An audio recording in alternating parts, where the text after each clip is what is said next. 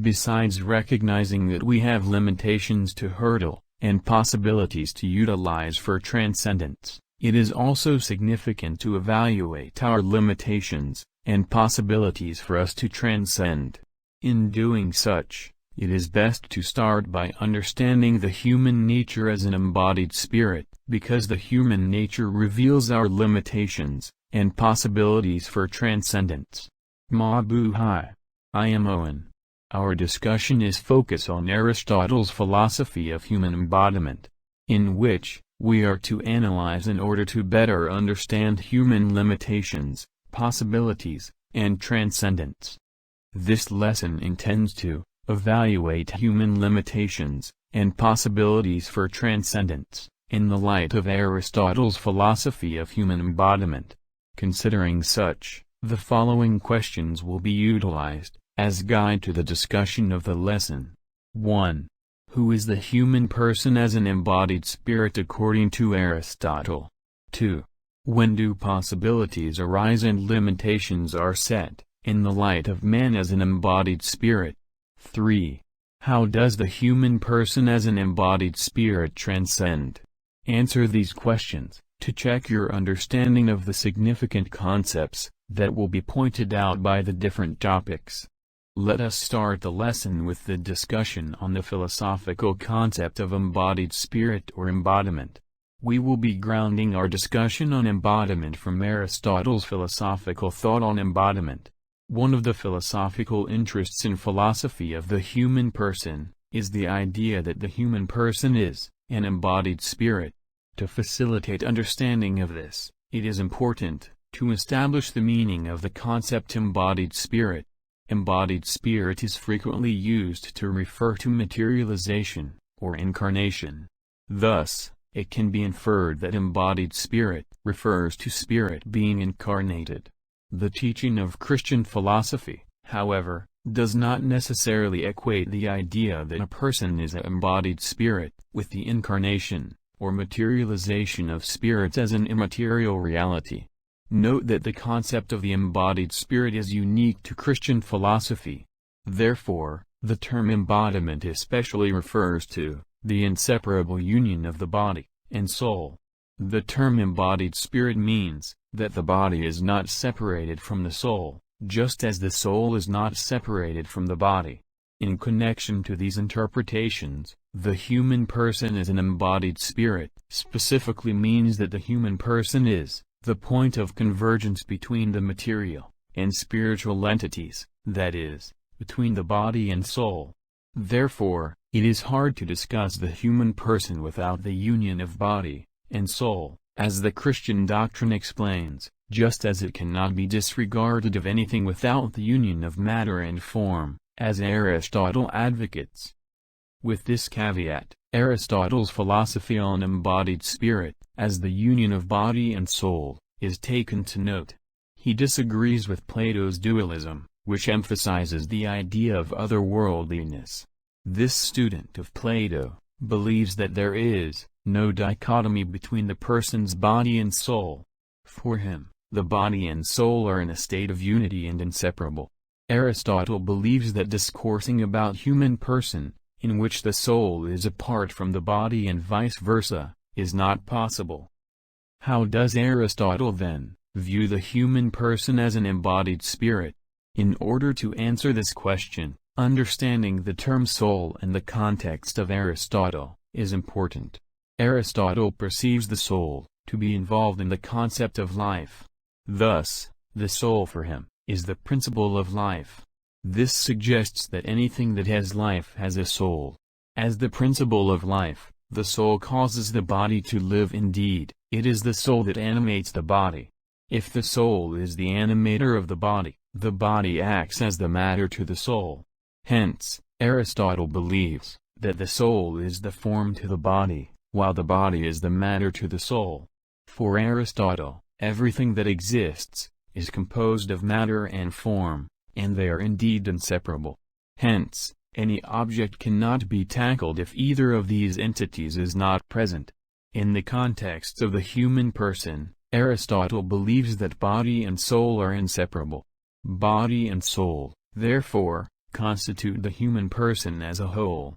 Because for Aristotle anything that has life has a soul, then it follows that plants and animals, in addition to humans, have souls.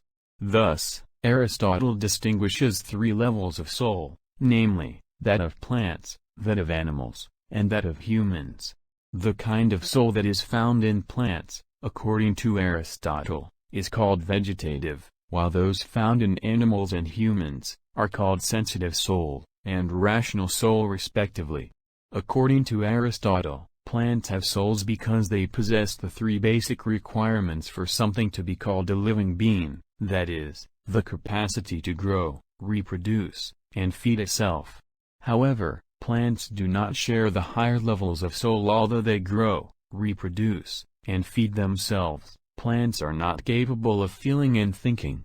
Sensitive souls also grow, reproduce, and feed themselves, but unlike vegetative souls, sensitive souls are capable of sensation.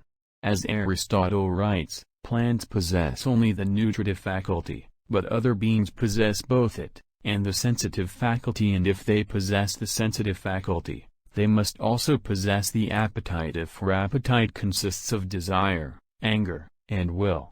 All animals possess at least one sense, that of touch. Anything that has a sense is acquainted with pleasure and pain, with what is pleasant and what is painful, and anything that is acquainted with these has desire, since desire is an appetite for pleasant. Rational souls grow, reproduce, feed themselves, and feel, but unlike the sensitive souls, rational souls are capable of thinking. According to Aristotle, this highest level of soul is present only in humans. Now, since humans possess all the characteristics of animals, that is, the capacity to grow, reproduce, feed itself, and feel, in addition to being rational, Aristotle concludes that the human person is an animal that thinks. As Aristotle's famous dictum on the human person goes, man is a rational animal. Having discussed critically Aristotle's philosophical thought on human as an embodied spirit, we will realize the significance of understanding the specificity of the human person as an embodied spirit, because 1. It enables man to know his or her potentialities and limitations, and 2. It also exposes man to a thorough and deeper understanding of themselves as a unique creature united by body and soul. We are done discussing on Aristotle's philosophical thought on embodiment of man. With this we are now ready to discuss the limitations and possibilities of man, in the light of man as an embodied spirit. To understand the limitations and possibilities of man in the philosophical context of Aristotle's embodiment, it is significant to note that Aristotle emphasizes the union of body and soul. Considering the idea of the self as contradicting entities of body and soul brings limit to the understanding of man's humanity. To illustrate the idea of the body and soul contradict each other will limit the appreciation of man's humanity. Let us look on the impact of such interpretation of the Christians during the medieval period, to how they treat the physical body and the soul. During the medieval period, flagellation of one's body became a form of chastisement. It was believed that the body is weak against temptation, and the body causes man to be impure. Thus, it is by chastising the body that it will be cleansed. Depriving the body of food and drink on certain occasions, known as fasting, was one way of disciplining, because the belief that the body must be controlled of its desires, since these desires weaken man to temptation. These beliefs during the medieval emanates because of the idea on the contradiction of body and soul, in which the body is prone to temptation. With such, the body is seen as the limit of man.